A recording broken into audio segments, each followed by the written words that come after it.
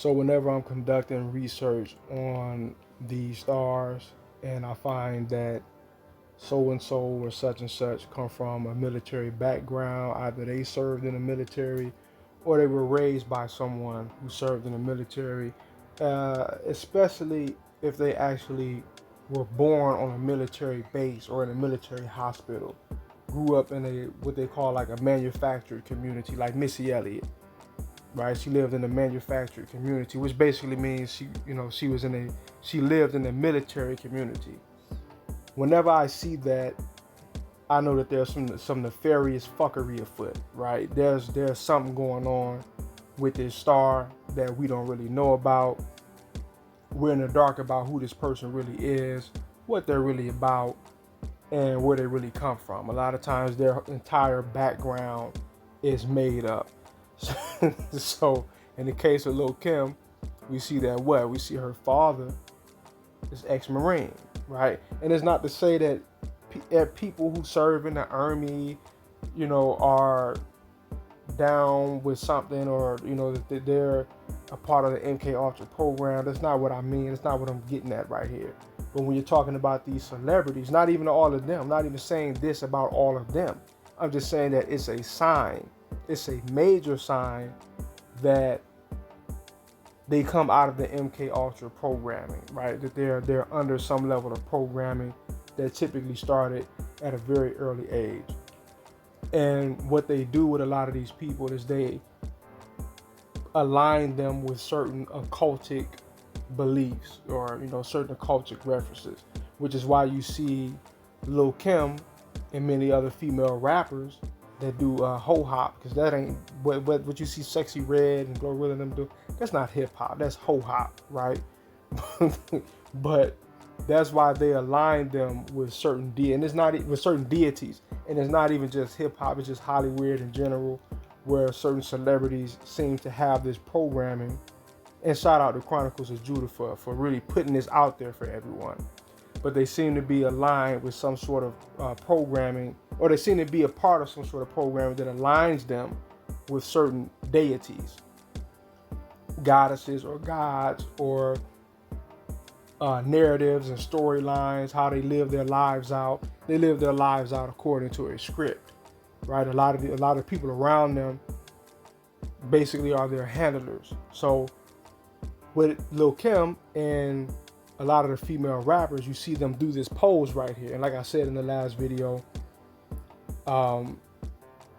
people assume that when they see a female rapper do this pose, because it's such a legendary pose. Like I said, my uncles and a lot of black dudes back in the 90s and the early 2000s, they had this shit on their wall. And it was mesmerizing. Look at the leopard print, right? Once again, she got the leopard print on. That's usually that usually symbolizes that they are a beta program. They're a beta program MK asset, right? And you see a lot of these female celebrities do this pose, and it's assumed that they're paying homage to Lil Kim. It's not that they're really paying homage to Lil Kim. In reality, they have been programmed with the same level of occultic references, right? Now this pose, it comes from a deity that they refer to as Lajja Gauri. Lajja Gauri, however you pronounce it. I'm probably butchering the name. It's Sanskrit. If I'm not mistaken, it's Sanskrit, coming out of India. And this all goes back to Eve. All of the various female deities, it all goes back to the pre-flood world, right? It all go and dudes really are not understanding what they're looking at when they're seeing a lot of this nonsense, which is why it's very important for those of us who do get it to put this on blast, right? Now let's look at this right here. It comes out of the book Thanks for the Memories by Bryce Taylor. That's her pen name. Bryce Taylor is her pen name. I can't remember what her real name is, but she put it out there herself if you want to figure that out. But Thanks for the Memories by Bryce Taylor. So she goes over her book. She goes over her experience being someone who came out of the programming, right? So she knows that she was programmed. This is her story. This is her story. I'm not necessarily saying whether or not. Matter of fact, yeah, I am saying that is true. I don't give a damn. I believe this. I believe this, right? So now her story goes that her father got caught up in like a child pornography ring, right? Which is a very major thing still to this day. But back then you had people like what is that? If I'm not mistaken, his name is something Norman. But he was, he came from like a rich family, rich political family, and he was running an entire operation of child sex slaves and child pornography. And he got caught up with that. And her father was a part of this whole thing. See, I don't even know because I didn't even finish the book, so I don't even know if she mentioned John Norman, if that's his name. It's probably something else, but it's something like that. I probably, if I'm mistaken, I probably put it on the video just to, correct myself. But so now she goes over the various levels of monarch programming. Alpha, general programming, then beta, that's in reference to sexual programming. So when you see a lot of these female celebrities, right? You see a lot of the female celebrities, even some of the male celebrities, they are under the beta programming. That's why you see the leopard print, butterfly associations and tattoos and things of that nature. This is someone who's under the beta programming. People who are under the beta programming, they have little to no inhibitions sexually. Meaning what? This person, they have exceptional skills in the bedroom. Not just that, but they don't have many boundaries. All kind of whatever goes. If whoever they're dealing with is in the bestiality, they in the bestiality. If they're in the little children, then the beta program asset is also into that. And I noticed from what I did read in her books, she tried to absolve herself from certain activities, and I'm not really going to say exactly what it was, but I believe that she was pretty much doing everything, right? Just about everything. But when you see these female celebrities being in alignment with these deities, the purpose of that is to surreptitiously bring other women in the general population who look up to them, they idolize them, they see them as the deity,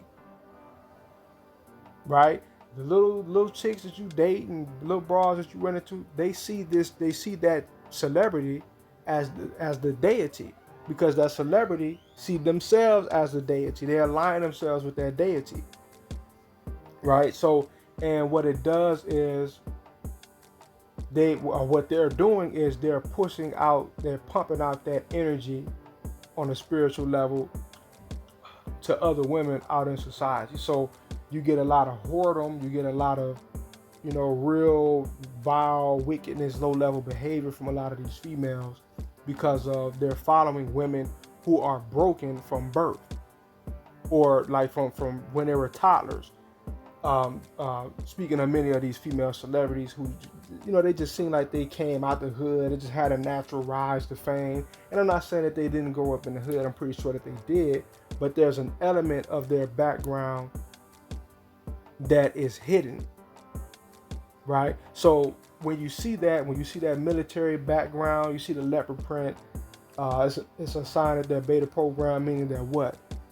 At a very early age, they were broken psychologically via electroshock therapy, near-death experiences, waterboarding, breaking their bones, graping them. You know what I mean by graping them, right? Doing all sorts of foul things to these little kids, to these minors, because what it's designed to do is designed to fracture the human psyche. So if a person is to experience enough trauma, what happens is that their mind tries to disassociate from that. And then it tries to, and once, and you know, they disassociate on that level, then that part of their mind tries to disassociate again, and then disassociate again, and disassociate again, because they're constantly breaking this person's mind down and fracturing it in order to inject various alters and personalities into that person, right? So that is the significance of pointing out the military background in a lot of these, and I'm going to go into that deity, Lajja Gauri, right? I'm trying to build up into breaking down a lot of the more occultic side of it and how they're aligning and mashing these stars into it. But that's the significance of that. Why you see certain stars. At times they seem to blank out on camera. There's a wrestler, I don't know if it's called the WWE or the WWF today or some other shit. I don't know, because I don't watch this. I ain't watched it since the early 2000s. I was a child. So, and I know they've been switching the name up or whatever. But there's a wrestler named, I think, Montez Ford. And they got him on camera going through an MK glitch. And, you know, people were trying to say, oh, you know, man, he was just being funny and this and that. No, man, he served in the military. He was glitching out. Shaq did the same thing. He was live on television. On ESPN, he glitched out. Draymond Green, he glitched out. What's the news guy name? The black dude. What the fuck is that dude's name? Bald head black dude with glasses. He was on the news and he glitched out live on television. I'm not even sure if he comes from a military background, but I know Shaq grew up on a military base. His father was ex-military. But yeah, with a lot of these stars, that's the significance or the relevance of pointing out that military background. Because when you research the Mk-Ultra program, I think it was called Chatter or some shit like that prior to Mk-Ultra. But basically, they figured out over, you know, years how to fracture and program the human psyche like you would do a computer. And they use a lot of these stars to pump out a lot of the occultic beliefs that they have, that they adhere to behind the scenes, right? But that'll do it for this video. Maybe tomorrow we'll go in on Lajja Gauri or what have you. But that'll do it for this video. Peace.